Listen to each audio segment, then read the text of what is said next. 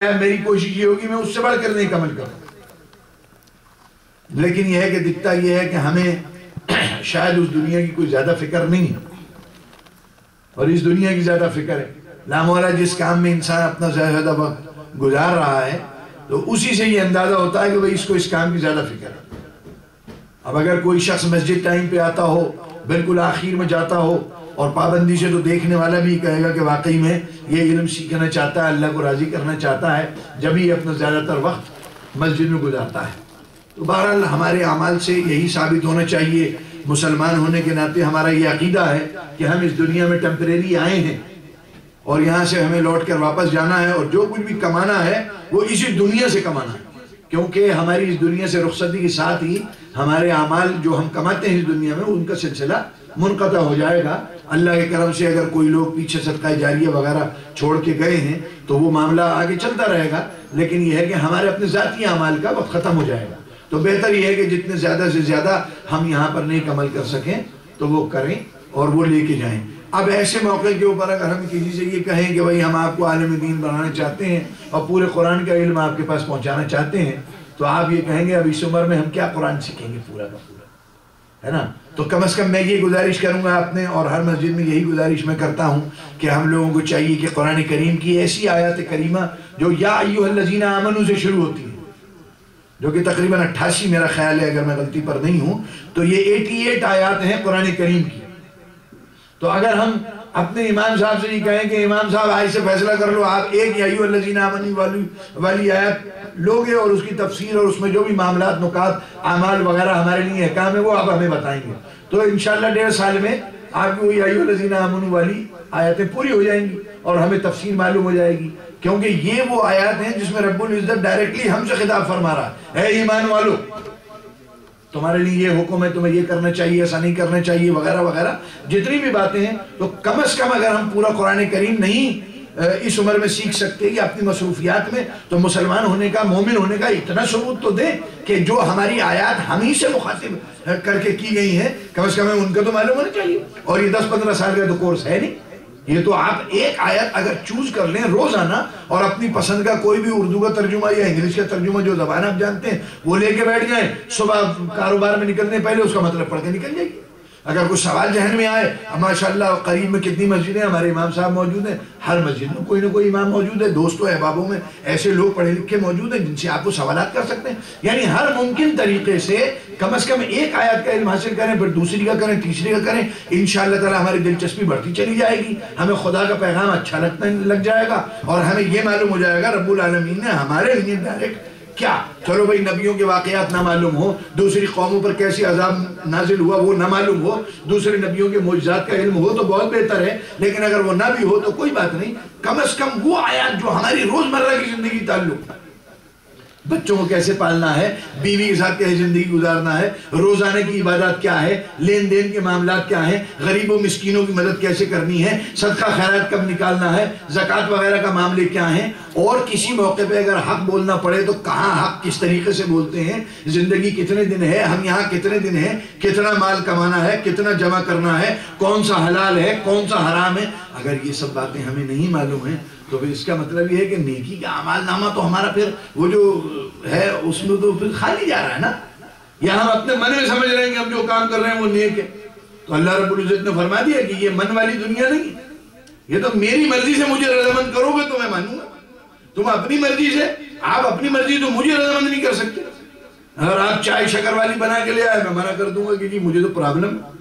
اگر آپ نمک والی بنا کے لے آئے تو میں بلڈ پریشر کی پرابلم ہے تو نمک کھا ہی نہیں سکتا، آپ میرے لیے قورمہ بنا کے لے آئے، میں نے جی ڈاکٹر نے سختی سے منع کیا، آپ میٹھا لے آئے، یعنی کسی بھی طریقے سے آپ اگر مجھے منانا چاہیں اپنی مرضی سے تو مجھے ایک انسان کو ریگولر نہیں منا سکتے آپ۔ تو بہترین ترکیب یہ ہے کہ مجھ سے پوچھ رہے ہیں حضرت آپ کیسی لیں گے، بغیر شکر کی لیں گے، بغیر نمک کی لیں گے، کھانے میں میٹھا لیں گے، نمکین لیں گے، پھلا لیں گے، مسئلہ آسان۔ تو ایک بندے کو راضی کرنے کے لیے اس کی مرضی چاہیے ہوتی ہے کہ اس کی خوشی سے اسے راضی کیا جائے، تو وہ پروردگار عالم جس نے ہمارے لیے اتنے انتظامات کیے، 1,24,000 کم و بیش انبیاء کرام جو ہے وہ نازل فرمائے ہماری طرف بھیجے انسانیت کی ہدایت کے لیے، اور آخر میں تمام نبیوں کا سردار حضور صلی اللہ علیہ وسلم کو مبعوث فرما دیا کہ جاؤ اب جو کوئی بھی کمی رہ گئی ہے، ابھی دین مکمل نہیں ہوا، اس دین کو مکمل کر جاؤ۔ اور پریکٹیکل کر کے دکھا دو، اور قرآن بھی ان کو دے کے آ جاؤ، اور ہر چیز پہ عمل کر کے دکھا دو، قرآن و حدیث دونوں کے ساتھ ان کی مدد کرو، اور انہیں اس دنیا میں رہنا، مومن ہونا، سب کچھ سکھا دو، تاکہ انہیں پتہ چل جائے کہ مجھے میری مرضی سے کیسے رضامند کرو۔ اب ہمیں اس کی مرضی معلوم ہے ہی نہیں، اور ہم اس کو رضامند کرنا چاہتے ہیں۔ تو یہ دیکھیں نا، اب اس میں تو کسی کا فالٹ نہیں ہے۔ اب یہ تو نہیں کہ ہر آدمی مدرسے میں جائے گا، اتنے تو مدرسے دنیا میں نہیں ہے کہ سارے مسلمان کوشش کر لیں مدرسوں میں جانے کی۔ تو وہ ایسے ہی مسجدوں میں، جمعے کی نمازوں میں، شام کے جو درس وغیرہ قرآن کریم سے ہوتے ہیں، ان کو اٹینڈ کرنے میں، جلسے جلوس اٹینڈ کرنے میں، یہ جتنے بھی علم و تعلیم کے لیے یہ سمجھے کہ لوگوں کو مدعو کیا جاتا ہے، اس کا مقصد یہی ہے۔ جو ہم عید میلاد النبی صلی اللہ علیہ وسلم مناتے ہیں، جو 11ویں شریف کی محفلیں مناتے ہیں، جس مقصد کے لیے بھی مسجد کی کمیٹی اور علماء کرام وغیرہ آتے ہیں اور جمع کرتے ہیں، اس کا مقصد صرف اور صرف یہی ہے کہ ہم اللہ کا ذکر کریں، حضور کی تعریف کریں، حضور کا ذکر کریں، اور ہم بتائیں حضور صلی اللہ علیہ وسلم نے کیا کیا پیغامات ہمارے لیے کس کس طریقے سے تکلیف اٹھا کے ہمارے لیے جمع فرمائے، اور ہمارے لیے زندگی کو اتنا آسان کر دیے کہ بھئی یوں نہیں یوں کر لو، ورنہ ہمیں پتہ ہی نہیں ہوتا حلال کیا ہے حرام کیا ہے، ہم حرام کو حلال سمجھ کے استعمال کرتے رہتے، اور آخر میں قیامت میں پتہ چلتا ہے کہ آپ تو سارا کام غلط کر کے آئے۔ تو اس میں تو اللہ تعالیٰ کا یا اس کے رسول صلی اللہ علیہ وسلم کو تو کوئی قصور نہیں، یا ہمارے علماء کرام کو تو کوئی قصور نہیں، قصور ہمارا بنتا ہے۔ تو میرے دوستو، اسی وجہ سے ہمارے لیے ضروری ہے کہ ہم علم حاصل کریں، اور یہ میری درخواست ہے، مؤدبانہ درخواست ہے کہ ہم آج سے بھی اگر یا ایھا الذین آمنوا والی آیاتیں چن لیں اور بس ان کو پڑھنا شروع کر دیں، ان کا علم حاصل کرنا شروع کریں، انشاءاللہ 1-1.5 سال میں ہم کما حقہ اتنے بڑے عالم بن جائیں گے جس کی ہمیں ضرورت ہے۔ ہاں، اتنے بڑے عالم نہیں بنیں گے کہ کسی مسجد کے امام بن جائیں، یا یہ کہیں درس دینا شروع کر دیں یا اپنا مدرسہ کھول لیں، لیکن اپنی ذات کے لیے تو کافی ہو جائے گا، اپنی فیملی کے لیے تو نبڑ جائے گا۔ اور قرآن کریم کا جو حکم ہے ہم لوگوں کو، قُوا أَنفُسَكُمْ وَأَهْلِيكُمْ نَارًا، کہ اے مومنو تم اپنے آپ کو اور اپنے اہل خانہ کو دوزخ کے عذاب سے بچاؤ، یہ ہمیں بچانا ہے، یہ مسجد کے امام کی ذمہ داری نہیں ہے، یہ کسی علامہ کی پاکستان ہندوستان میں بیٹھ کے ذمہ داری نہیں کہ وہ امریکہ میں آ کر اور ہمیں دوزخ کے عذاب سے بچائے گا۔ یہ ہر مرد کی اپنے گھر میں جو بھی انچارج ہے اس کی ذمہ داری ہے کہ وہ اپنے آپ کو پہلے مولا، اگر آپ بچوں سے کوئی بات کہیں گے اور آپ خود عمل نہیں کرتے، بچے سنیں گے، آپ کا وقت ضائع ہو جائے گا، وہ آپ کو بے وقوف سمجھیں گے۔ ہمارے ابا جو ہے ہمیں سچ بولنے کا حکم دیتے ہیں، خود تو بولتے نہیں، ابا نماز پڑھنے کا حکم دیتے ہیں، خود تو نماز پڑھتے نہیں۔ تو پہلے اپنے آپ کو دوزخ کے عذاب سے بچانا مقصود یہ ہے کہ خدا کے احکامات پر پہلے ہمیں خود عمل کرنا ہے، پھر ہم اپنے بچوں کو اور اہل خانہ کو، چاہے وہ ہمارے چھوٹے بہن بھائی ہوں، چاہے وہ ہماری بیویاں ہوں، چاہے ہمارے اور دوسرے احباب جو بھی ہمارے کفالت میں ہیں، ان کو پھر ہماری جواب ہے، ڈیوٹی ہے کہ ہم ان کو دوزخ کے عذاب سے بچانے کے لیے کہ وہ غلطی نہ کریں، اللہ رب العزت کی سزا اور ناراضگی کا باعث نہ بنے، یہ بھی ہماری ڈیوٹی ہے۔ تو کم از کم اس قابل ہو جائیں گے کہ وہ اپنی ڈیوٹی کما حقہ انجام دے سکیں گے۔ یہی میری خواہش ہے اور یہی میری التجا آپ سب سے، اور اسی میں ہم سب کی کامیابی ہے۔ دنیا میں جو کمانا ہے، جو ہمارے نصیب کا ہے، وہ ضرور ہمیں حصے میں ملے گا، اور انشاءاللہ تعالی ہماری موت نہیں آئے گی جب تک وہ سب کچھ ہمیں نہیں مل جائے گا جو اللہ رب العزت نے ہمارے لیے روز ازل کے دن فکس فرما دیا ہے۔ somehow we gonna get it۔ ایسا نہیں ہے کہ ہم کوئی بھاگ دوڑ کے اللہ نے اگر $20 رکھے ہوں گے تو ہم $100 کما لیں گے،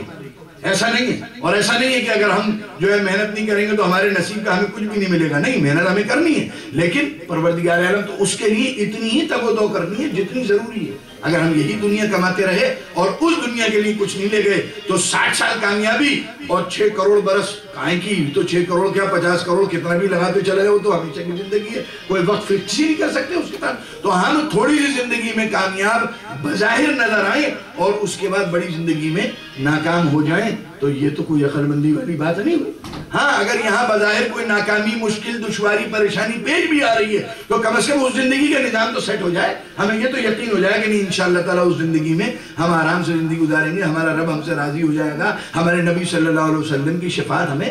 جو ہے وہ انشاءاللہ تعالیٰ ہمارے حصے میں آ جائے گی کہ ہم نبی کا دامن جو تھام رہے ہیں دنیا میں، تو نبی کے دامن کو تھامنے کی بھی تو کچھ ریکوائرمنٹ ہے، ایسے تو نہیں خالی منہ سے کہہ دینا کافی نہیں،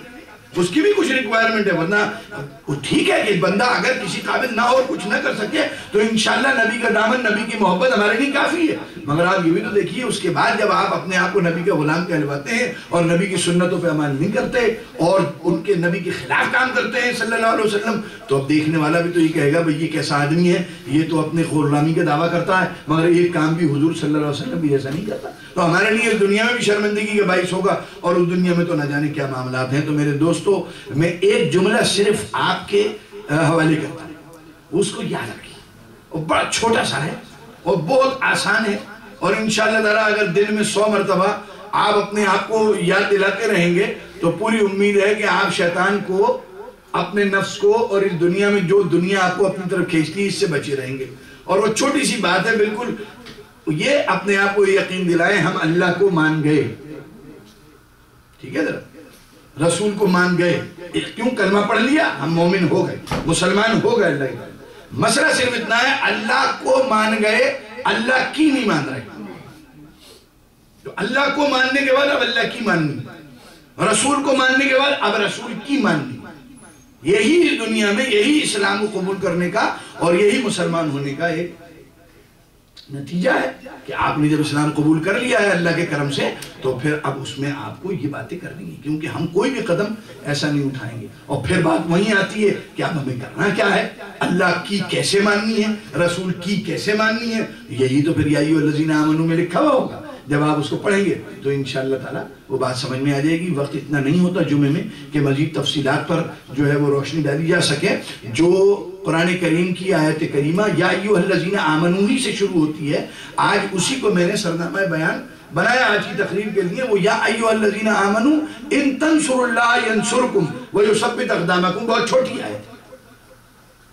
اس میں اس کا سادہ اردو ترجمہ یہ، اے ایمان والو تم اللہ کے دین کی مدد کرو، اللہ تمہاری مدد کرے گا اور تمہیں ثابت قدم فرما دے گا۔ کتنی چھوٹی سی آیت ہے، کتنا زبردست پیغام ہے۔ اب آپ مجھے ایمانداری سے یہ بتائیے، ہم میں سے کوئی ہے جسے اللہ کی مدد کی ضرورت نہ ہو؟ کوئی کہہ سکتا ہے ہمیں اللہ کی مدد کی ضرورت نہیں؟ کوئی بھی مسلمان نہیں، بلکہ مسلمان تو چھوڑیے، اگر آپ کسی غیر مسلم کو بھی پوچھیں گے no no we need God, because you know whenever something happens، کوئی مسئلہ پیش آتا ہے تو وہ کہتے ہیں او مائی گاڈ، کہتے ہیں نہیں کہتے ہیں، اور ہم لوگ کہتے ہیں یا اللہ۔ جب کوئی بھی، تو ہمیں اللہ کی مدد کی ضرورت ہے۔ اللہ رب العزت اس قرآن کے